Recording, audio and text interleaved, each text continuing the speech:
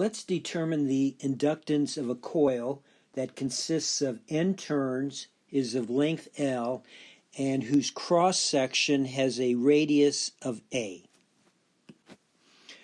We know the magnetic field inside the coil is going to be much stronger than the magnetic field outside the coil.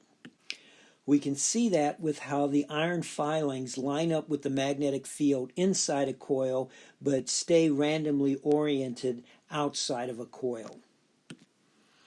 So let's first use Ampere's circuit law to get the magnetic field intensity inside our coil. Our Amperean loop will go down the center of the coil, up and around, and we know the integral of H dot dl will equal the current enclosed by this Amperean loop. So down the inside of the coil, we'll get the magnetic field intensity inside the coil times our length L. The contributions to the integral of H dot dl from the other three sides of our Amperean loop will be negligible compared to H inside times L.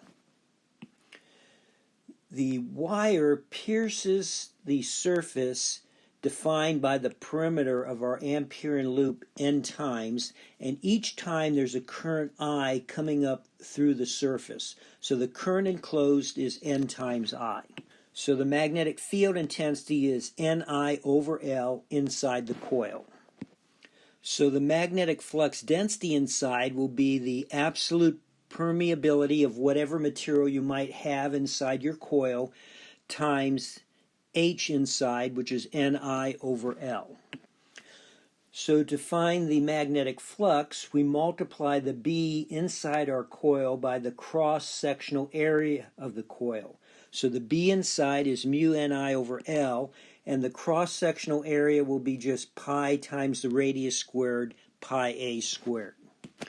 Our flux linkage will just be N times our magnetic flux. So we take our flux linkage and divide by the current to get our inductance. So here is the value of the inductance of our coil.